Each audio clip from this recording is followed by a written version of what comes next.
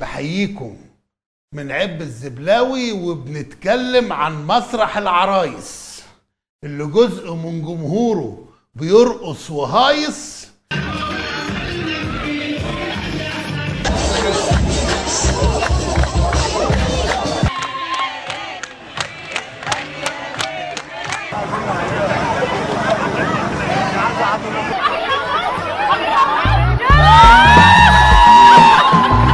وجزء تاني مهموم ومحتاس ولايص.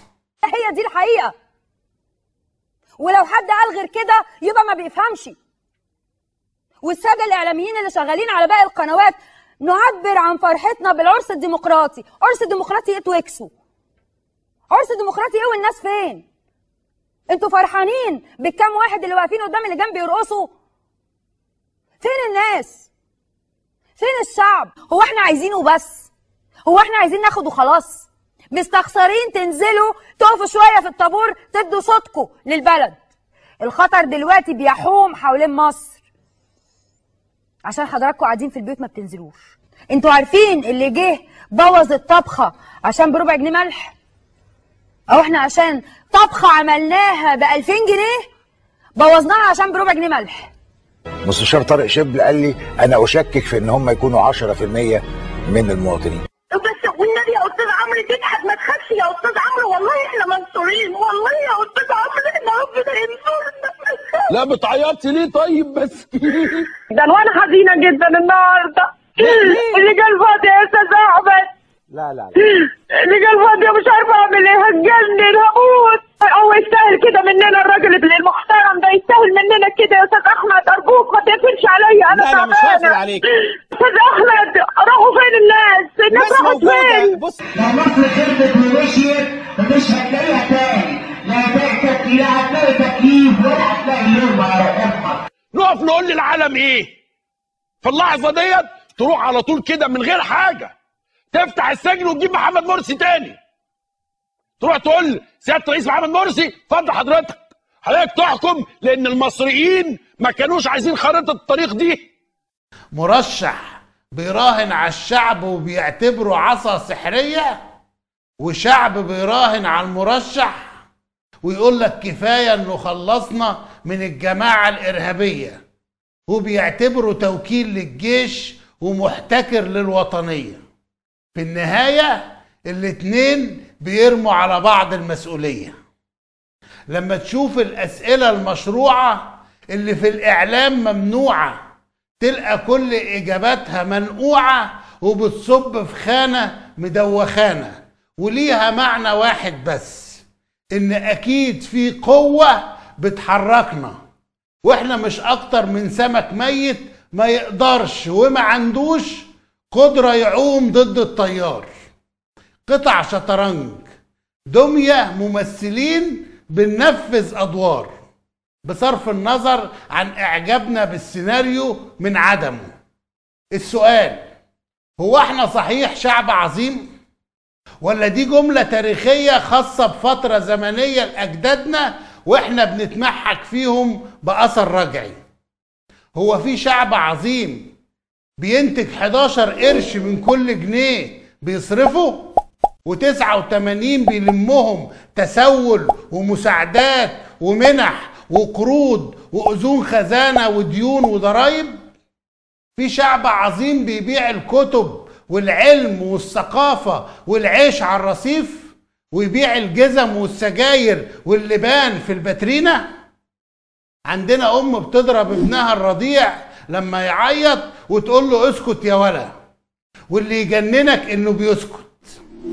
في الدول اللي بتحترم شعوبها نسبة الحد الأدنى للحد الأقصى 1:10، يعني رئيس الدولة يقبض 20,000 دولار في الشهر، أقل مواطن ياخد 2000 دولار. عندنا النسبة 1:20,000. في ناس بصعوبة تاخد معاش ضمان اجتماعي 100 جنيه، وعندنا موظفين في الدولة دخلهم الشهري 2 مليون جنيه، منهم واحد متهم بتوزيع هدايا 250 مليار جنيه. نسيت اقول لكم كان رئيس نادي القيم والمبادئ. حتى لو بناكل تبن وبنشرب عصير برسيم، ازاي مصدقين ان المرشح المستخبي هيرجع لنا الامان، وان المرشح العاطل هيشغل لنا الشباب؟ ولو بجد عاوز يمكن الشباب هيكون في ايده السلطة التشريعية يطلع مادة بان لا يزيد سن المرشح لعضوية المجالس المحلية عن 40 سنة. تخيل يدخل لك اكتر من 50,000 شاب بنشاط وافكار وابتكار وطاقة ولياقة وابداع ورقابة. ولو كان سؤال السيسي اجباري، تختاروا الديمقراطية والحرية ولا الامن والامان؟ اسأل العصفور في القفص ليه ما بيصدق تفتح له ويطير رغم الامن والامان والاكل والشرب، وممكن يتعرض بره القفص للطيور الجارحة، لان الحرية ليها متعة وليها تمن بيدفع. جيفارا كان يقول: ويظل الأحرار في العالم يملؤون الدنيا ضجيج. هو نوع من الإزعاج حتى لا ينام ضمير الأقوياء فيتقلب على أجساد الفقراء الضعفاء. عاوزين نسأل ليه كرتونة الإخوان كانت رشوة انتخابية ولمبات السيسي كانت أحاسيس وطنية؟ واسأل السؤال الأهم: هو ليه الإسلاميين هم الفصيل الوحيد المضطهد قبل ثورة يناير وبعدها؟ وليه دايما الملتحي بيطلع في الأفلام نصاب أو بتاع نسوان أو عبيط القرية؟ طب ليه الناصريين بقوا حمدين اللي هو منهم؟ أولهم أبناء عبد الناصر، هدى وعبد الحكيم وأنتيم وخالد يوسف وعبد الحليم قنديل ومصطفى بكري. حتى صديقه محمود الكردوسي كتب في الوطن إن حمدين فاشل وفاسد سياسيا وعلاقاته مشبوهة بالقذافي وصدام وعار على عبد الناصر، والمقال كان عنوانه: حمدين عاوز يحاكم السيسي، حمدينك على حمدين ثورتك.